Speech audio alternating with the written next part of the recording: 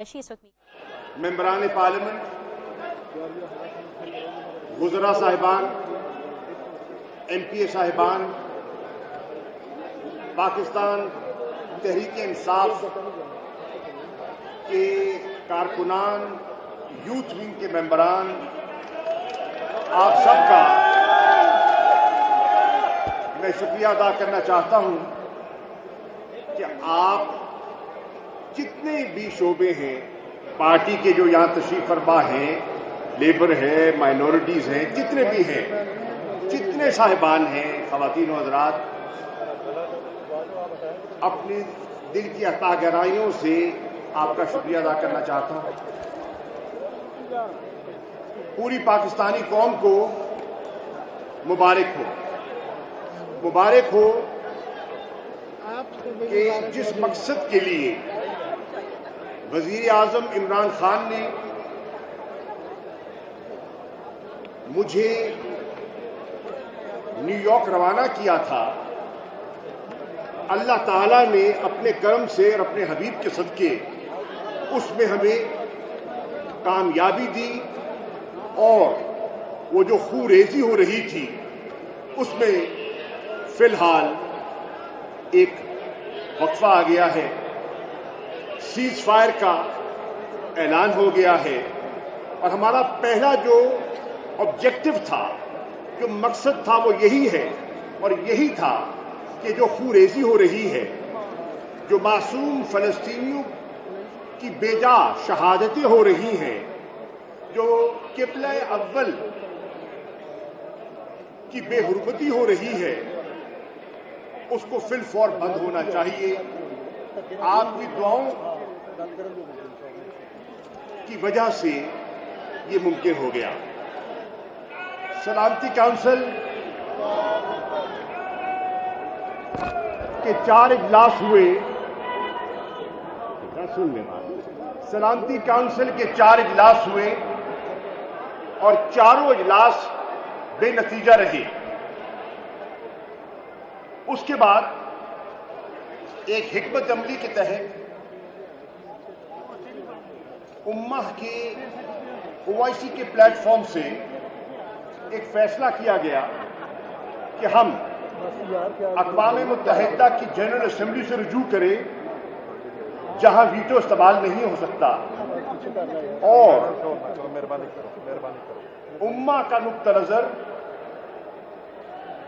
دنیا کی سب سے بڑی پارلیمنٹ جس کو اقوام متحدہ کہتے ہیں اس کے سامنے پیش کریں۔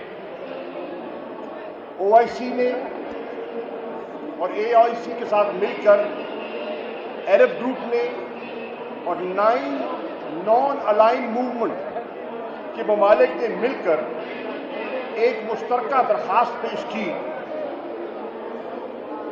صدر اقوام متحدہ کی جنرل اسمبلی سے درخواست کی کہ وہ ایک ہنگامی اجلاس طلب کرے۔ انہوں نے حالات کی نزاکت کو بھانپتے ہوئے خون ریزی کو بند کرنے کے لیے اور جو ایک اضطراب کی کیفیت تھی اس کو دیکھتے ہوئے انہوں نے ایک ہنگامی اجلاس کا فیصلہ کیا، اور وہ اجلاس منعقد ہوا، اور اس اجلاس کی پہلی ہی نشست میں اللہ تعالیٰ نے مظلوم نہتے فلسطینیوں کی بات سنی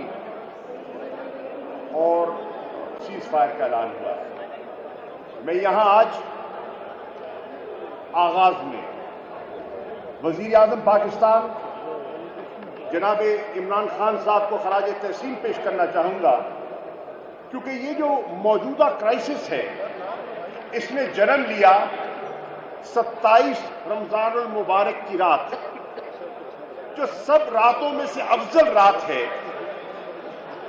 قبلہ اول مسجد اقصی نوافل کے لیے لوگ جمع تھے، اور اس پر اسرائیلی سیکیورٹی فورسز نے حملہ بول دیا، مسجد کے تقدس کو پامال کیا گیا، سٹن گرنیڈ استعمال کیے گئے، واٹر کیننز کا استعمال ہوا، ربر بلٹس فائر ہوئی، اور نتیجہ یہ نکلا کہ وہاں شہادتیں ہوئی. اور وہ جو سین تھے وہ جب پوری دنیا میں پھیلے اور سٹیزن جرنلسٹ جو وہاں موجود تھے انہوں نے اپنے موبائل کیمراز کے ذریعے جو کلپس شیئر کیے اس نے دنیا کو ہلا کے رکھ دیا. عمران خان صاحب عمرہ کے لیے وہاں موجود تھے تو انہوں نے فوری فیصلہ کیا کہ OIC کے سیکرٹری جنرل سے رجوع کیا جائے اور اس سے ملاقات کی جائے. 27 رمضان کا یہ واقعہ ہے. 28 رمضان کی صبح عمران خان صاحب نے سیکرٹری جنرل OIC سے ملاقات کی اور امہ کے جذبات کا اظہار کیا اور اپنی تشویش ان کے سامنے رکھی اور پاکستانی قوم کے جو جذبات اور جو تاثرات ہیں وہ ان کے سامنے پیش کیے اور ان سے درخواست کی کہ OIC فی الفور حرکت میں آئے اور اس کا نوٹس لے اور امہ کو یکجا کرے. ان کی بات پر توجہ دی گئی اور پھر جدہ میں ہی ایک ہنگامی اجلاس ہوا. جو پرماننٹ ریپرزینٹیوز ہیں OIC ممالک کے ان کا اجلاس بلایا گیا. اس اجلاس میں وزیر اعظم نے جو ہمارے وہاں پرماننٹ ریپرزینٹیو ہیں ان کو ہدایت دی کہ آپ جا کر پاکستان کا نقطہ نظر پیش کریں. اس ڈسکشن کو کنسنسس بلڈنگ میں پاکستان کے مندوب نے اپنا کردار ادا کیا. ایک جوائنٹ سٹیٹمنٹ سامنے آیا. اس جوائنٹ سٹیٹمنٹ کی بنیاد پر فیصلہ ہوا کہ OIC کے وزرائے خارجہ کا ایک ہنگامی اجلاس بلایا جائے اور وہ اجلاس منعقد کیا گیا. سعودی عرب کے وزیر خارجہ پرنس فیصل بن فرحان نے اس اجلاس کی صدارت کی. عمران خان صاحب کی ہدایت کے مطابق میں نے اس اجلاس میں پاکستان کی نمائندگی کرتے ہوئے پاکستان کا نقطہ نظر پیش کیا اور طویل تبادلہ خیال کے بعد ایک جوائنٹ کمیونیکے سامنے آیا جو اب ریکارڈ کا حصہ ہے. مزید اس پر گفتگو کی ضرورت نہیں ہے. فیصلہ کیا گیا کہ نیو یارک میں جو ہمارے پرماننٹ ریپرزینٹیوز ہیں وہ جنرل اسمبلی کے صدر سے رجوع کریں کیونکہ سلامتی کونسل جو ہے کسی نتیجے پر نہیں پہنچ رہی تھی اور ان سے ہنگامی اجلاس کی درخواست کریں. چنانچہ وہ ملے, درخواست کی اور اس اجلاس کا فیصلہ کمال فہم و فراست کا مظاہرہ کرتے ہوئے صدر وولکن بوزکا نے فیصلہ کیا اور اجلاس طلب کیا گیا. اور وہ اجلاس آپ کے سامنے ہے کہ 20 تاریخ کو بروز جمعرات منعقد کیا گیا. آپ کو سن کر یہ اطمینان ہوگا کہ 103 ممالک نے اس اجلاس میں اپنا نقطہ نظر پیش کرنے کے لیے جب رجسٹریشن کھلی تو اپنے آپ کو رجسٹر کروایا. خیال تھا کہ 3 گھنٹے کا اجلاس ہوگا لیکن 103 جب درخواستیں سامنے آئیں تو 3 گھنٹے میں یا 12 گھنٹوں میں اسے مکمل کرنا ناممکن تھا. تو فیصلہ ہوا کہ یہ اجلاس ایک سے زیادہ نشست درکار ہوگی. لیکن خوشائند بات یہ ہے کہ پہلی ہی نشست میں جو ابھی جاری تھی پبلک اوپینین کا پریشر اتنا ماؤنٹ ہو چکا تھا کہ ابھی ہم جتنے وزراء خارجہ OIC کے وہاں ہم متفقہ طور پر صدر سے گفتگو کر رہے تھے، اپنی تقاریر کے بعد تو فلسطین کے وزیر خارجہ کو ٹیلی فون آتا ہے اور مصر کے وزیر خارجہ جو سفارتکاری میں مصروف تھے اور اپنا کردار ادا کر رہے تھے، وہ انہیں کہتے ہیں کہ اس اجلاس کو خوشخبری دو کہ نہ چاہتے ہوئے بھی اسرائیل نے فائر بندی کا فیصلہ کر لیا ہے۔ نعرہ تکبیر! مرد مجاہد شاہ محمود قریشی! اس پر ایک اطمینان کی کیفیت طاری ہوئی اور سب نے اللہ کا شکر ادا کیا۔ یہ ایک پہلا قدم ہے اور مثبت قدم ہے، لیکن جہاں ہم اس قدم کو مثبت سمجھتے ہیں وہاں میں سمجھتا ہوں کہ یہ ابتدا ہے، لیکن منزل ابھی دور ہے، اور جب تک اس مسئلے کا مستقل حل تلاش نہیں کیا جائے گا، مشرق وسطیٰ کی یہ آگ ہے یہ بجھ نہیں پائے گی۔ اگر ہم نے مکمل اور دیر پا امن حاصل کرنا ہے تو پھر مسئلہ فلسطین کا ایک حل تلاش کرنا ہوگا۔ پاکستان اور پاکستان کے ساتھ بہت سی آوازیں شامل ہیں جو 2 اسٹیٹ سلوشن کی بات کر رہی ہیں، اس میں ویسٹرن ممالک بھی ہیں، اس میں امہ کے ممالک بھی ہیں، اور وہ آج آواز زور پکڑتی جا رہی ہے کہ سلامتی کونسل کی قراردادیں موجود ہیں، ان قراردادوں پر عمل کیوں نہیں ہو رہا، اور یہ بے جا جو خون خرابہ ہوا ہے اس کا ذمہ دار کون ہے؟ جو بین الاقوامی قوانین کی خلاف ورزی ہوئی، جو انسانی حقوق کو پامال کیا گیا، جو تشدد ہوا، جو نہتے لوگوں پر، نمازیوں پر ظلم ہوا، اس کا ذمہ دار کون ہے؟ کس کو اکاؤنٹیبل ٹھہرایا جائے، کس کو ذمہ دار ٹھہرایا جائے، اس کا تعین ہونا چاہیے۔ جو وہاں غزہ میں بمباری ہوئی اور فلسطین کے وزیر خارجہ نے اپنی گفتگو میں، جو جہاز میں میرے ساتھ ٹریول کر رہے تھے، انہوں نے بتایا کہ بمباری کا یہ عالم ہے کہ ایک رات تو 25 منٹ میں 125 بم گرائے گئے غزہ کی اس چھوٹی سی پٹی پر۔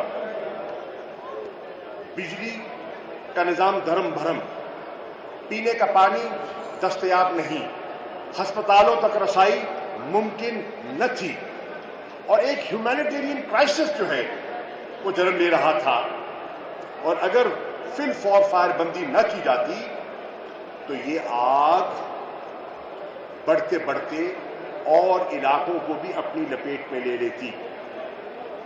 پہلی مرتبہ آپ نے دیکھا کہ غزہ اور ویسٹ بینک کے علاوہ اسرائیل کے اندر وہ شہر جہاں مشترکہ آبادی بستی ہے، یعنی کہ فلسطینی اور دیگر طبقات رہتے ہیں، پہلی مرتبہ وہ آمنے سامنے کھڑے ہوئے، اور ایک انٹرنل سیکیورٹی کا چیلنج جو ہے وہ اسرائیل کو فیس کرنا پڑا۔ ماضی میں اس کی مثال نہیں ملتی۔ یہ تھا عالم، یہ تھی کیفیت۔ پھر آپ نے دیکھا کہ دنیا کے دارالخلافوں میں مسلمانوں کے علاوہ جو انسانی حقوق پر یقین رکھتے ہیں، جو انسانیت پر یقین رکھتے ہیں، لوگ جمع ہوئے۔ اس میں ہر طبقہ تھا، اس میں مسلمان بھی تھے، اس میں عیسائی بھی تھے، اور اس میں ایک یہودی طبقہ بھی تھا جو چاہتا ہے کہ امن ہو اور مل بیٹھ کر راستہ تلاش کیا جائے تاکہ اسرائیلی اور فلسطینی مستقل حل تلاش کرنے کے بعد ساتھ ساتھ امن کو گنوائے بغیر رہ سکے اور دو ریاستیں جو ہیں وہ پرامن طریقے سے گزارا کر سکے. واشنگٹن میں، نیو یارک میں، مشیگن میں، شکاگو میں، لندن میں آج اتوار ہے اور آج میں خراج تحسین پیش کرنا چاہوں گا کراچی کے باشعور شہریوں کو جنہوں نے ہزاروں کی تعداد میں آج فلسطینی مظلوموں کے ساتھ اظہار یکجہتی کیا اور اسرائیل کی بربریت کی مذمت کی. اسی طرح بروز ہفتہ لندن میں ایک عظیم الشان ریلی منعقد کی گئی اور یہ سلسلہ جاری ہے اور اس سلسلے کو روکنا اب کسی کے بس میں نہیں رہا. ہم نے دانش مندی سے، سمجھداری سے آگے بڑھنا ہے. مجھے موقع ملا اقوام متحدہ کے سیکرٹری جنرل سے ملاقات کرنے کا، بات کرنے کا، اور اس موقع کو غنیمت جانتے ہوئے میں نے جہاں فلسطین کے مسئلے کا اور حل کا پاکستان کا نقطہ نظر پیش کیا، وہاں میں نے سیکرٹری جنرل صاحب سے کہا، صدر اقوام متحدہ سے کہا، آپ ذرا غور فرمائیے اور آپ دیکھیے کہ مسئلہ فلسطین میں اور مسئلہ کشمیر میں مماثلت کتنی ہے. آج فلسطینی کیا کہہ رہا ہے؟ وہ حق خود ارادیت مانگ رہا ہے. کشمیری کیا مطالبہ کر رہا ہے؟ حق خود ارادیت کا مطالبہ کر رہا ہے. آج فلسطینی اضطراب کی کیفیت میں ہے کہ ڈیموگرافک ریسٹرکچرنگ کی جا رہی ہے. آج مقبوضہ کشمیر کا کشمیری بھی اسی فکر سے، اس فکر میں گھرا ہوا ہے کہ وہاں بھی ایتھنک کلینزنگ اور ڈیموگرافک ریسٹرکچرنگ کا آغاز ہو چکا ہے. آج فلسطین میں جبر ہے تو کیا مقبوضہ کشمیر میں جبر نہیں ہے؟ آج فلسطین میں اگر بنیادی حقوق سلب ہیں تو کیا مقبوضہ کشمیر میں بنیادی حقوق معطل نہیں ہیں؟ آج مقبوضہ کشمیر میں اگر فوجی ایکشن ہو رہا ہے تو کیا فلسطین میں نہیں ہو رہا؟ تو آپ ذرا دیکھیے، ان کی مماثلت دیکھیے. اور میں نے دیانتداری سے ان سے کہا کہ جب تک مسئلہ فلسطین حل نہیں ہوتا، مشرق وسطیٰ میں یہ چنگاری سلگتی رہے گی. جب تک کشمیر کا مسئلہ حل نہیں ہوتا، بر صغیر میں یہ چنگاری سلگتی رہے گی. اگر بر صغیر کو آپ نے محفوظ کرنا ہے اور امن کا گہوارہ بنانا ہے، اگر فلسطین میں آپ دیر پا امن دیکھنا چاہتے ہیں تو پھر انٹرنیشنل کمیونٹی کو اپنا رول پلے کرنا ہوگا اور جناب سیکرٹری جنرل آپ کو اپنا کردار ادا کرنا ہوگا اور پیس پروسیس کا آغاز کرنا ہوگا. جو معطل ہے، عرصہ دراز سے معطل ہے، اس کا آغاز کرنا ہوگا، بٹھانا ہوگا. دیکھا بات سنیں، یہ نعرے نہیں ہیں، پریس ہو رہی ہے، یہ جلسہ نہیں ہے. آپ کو آغاز کرنا ہوگا، جستجو اور قیادت فراہم کرنی ہوگی. اور پوری دنیا آپ پر اعتماد کرتی ہے اور آپ کی آواز میں بڑا وزن ہے، آپ کے ادارے میں بڑا وزن ہے. اقوام متحدہ کے 4 آرگنز ہیں. 4 آرگنز کو مل کر یک زباں ہو کر حل تلاش کرنا ہے. سیکرٹری جنرل کے آفس کو، سلامتی کونسل کو، جنرل اسمبلی کو، ایکوساک کو مل کر اس کی طرف پیش رفت کرنی ہے. اور مجھے امید ہے اور میں دعا گو ہوں کہ اگر ہم نے اتحاد اور یکجہتی کا مظاہرہ کیا تو اس طرف پیش رفت ہو سکتی ہے.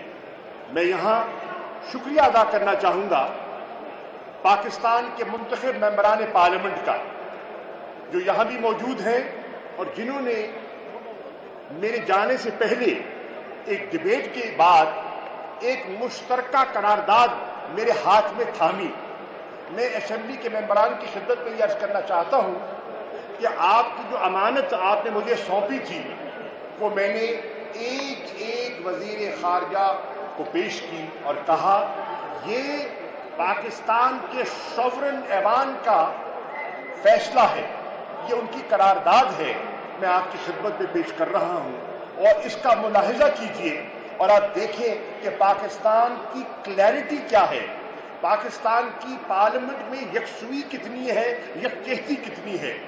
میں مبارکباد پیش کرنا چاہوں گا پوری پاکستانی قوم کو جنہوں نے وزیر اعظم عمران خان صاحب کی کال پر بروز جمعہ 21 مئی کو پورے ملک میں چھوٹے بڑے شہروں میں ریلیاں منعقد کی، اظہار یکجہتی کیا اور مذمت بھی کی۔ یہ ایکا جو آج پاکستان میں دکھائی دے رہا ہے، یہ اتحاد جو آج امہ میں دکھائی دے رہا ہے، یہ اتحاد جو آج عرب لیگ میں دکھائی دے رہا ہے، اگر یہ اتحاد برقرار رہتا ہے اور سازشی قوتیں اس میں رخنہ اندازی نہیں کرتی اور مسلمانوں کو ماضی کی طرح پھوڑنے میں، جدا کرنے میں، پارا پارا کرنے میں کامیاب نہیں ہوتی تو پیش رفت ہو سکتی ہے۔ اور یہ ذمہ داری ہے عوام کی کہ وہ اپنے حکمرانوں کو باور کرائیں کہ عوام کے تاثرات چاہیں، اسٹریٹ کے تاثرات چاہیں۔ اور میں نے یہی وزراء خارجہ جس میں انڈونیشیا کے وزیر خارجہ تھی، الجیریا کے وزیر خارجہ تھے، ترکی کے وزیر خارجہ تھے، سعودی عرب کے وزیر خارجہ تھے، مالڈیوز کے وزیر خارجہ تھے اور بھی وزراء خارجہ تھے، ان سے میں نے یہی کہا کہ آپ لوگوں کی نبض کو دیکھیے، عوام کیا کہہ رہی ہے، اور اگر لیڈرشپ غافل ہو گئی تو پھر اسٹریٹ آگے ہوگی اور لیڈرشپ پیچھے رہ جائے گی۔ مخدوم شاہ محمود قریشی، یہ لیڈرشپ کی ذمہ داری ہے، یہ لیڈرشپ کی ذمہ داری ہے کہ اس نازک مرحلے میں وہ فہم و فراست کا مظاہرہ کرے اور دوربین نگاہ سے ایک مستقل حل تلاش کرے۔ میرے قابل احترام ساتھیوں، باشعور شہریوں اور میڈیا کا ایک تاریخی کردار ہے۔ Social media, electronic media, print media, سب کا تاریخی کردار ہے، کیونکہ آپ نے دیکھا کہ میرا ایک انٹرویو جو ہے CNN کا، اس کو کس طرح توڑ کے ڈسٹارٹ کر کے پیش کیا گیا۔ میں صرف اتنا کہنا چاہتا ہوں کہ میں نے کوئی اینٹی سیمیٹک بات نہ کی ہے، نہ میری سوچ ہے، نہ کروں گا۔ اس کو خاص رنگ دینے کی کوشش کی جس کی پاکستانی قوم نے اور پاکستان کے ٹویٹر پر نوجوان لوگوں نے، باشعور شہریوں نے منہ توڑ جواب دیا، امہ کے شہریوں نے، امہ کی عوام نے منہ توڑ جواب دیا، اور اس خاتون کو ندامت کا سامنا کرنا پڑا جس نے ایک گفتگو کو ڈسٹارٹ کرنے کی کوشش کی۔ اسرائیل کی پالیسی پر مذمت کرنا اینٹی سیمیٹک نہیں ہے، کسی صورت نہیں ہے، اور وہ جو رنگ دینے کی کوشش کی گئی وہ غلط تھی۔ بہرنو میں بات ختم کرنے سے پہلے شکریہ ادا کرنا چاہوں گا آپ کا، آپ کی آمد کا، یہ جو عزت آپ نے بخشی ہے، جو مجھے پیغامات ملے ہیں، جو مجھے میسیجز ملے ہیں، میں آپ سب کا، پوری قوم کا شکریہ ادا کرنا چاہتا ہوں، اور سب سے بڑھ کر شکریہ ادا کرنا چاہتا ہوں اپنے قائد عمران خان کا۔ عمران خان، عمران خان، مخدوم شاہ محمود قریشی۔ دیکھیے، اگر عمران خان مجھے یہ مشن نہ سونپتے، اگر عمران خان مجھے اپنا جہاز نہ دیتے، اگر عمران خان میرا حوصلہ نہ باندھتے تو شاید یہ ممکن نہ ہوتا۔ یہ آج میں یہ صحرا اپنے قائد، اپنے چیئرمین، اپنے وزیر اعظم کے سر डालना चाहता हूं। बहुत अच्छे। इस कामयाबी के मुस्तहिक जो हैं, जहां अल्लाह की रहमत है, उम्मा का इत्तेहाद है, वहां इमरान खान की सियासी सोच और फहम फरासत भी है, जिसकी वजह से ये दिन हमें देखने मिला। शुक्रिया।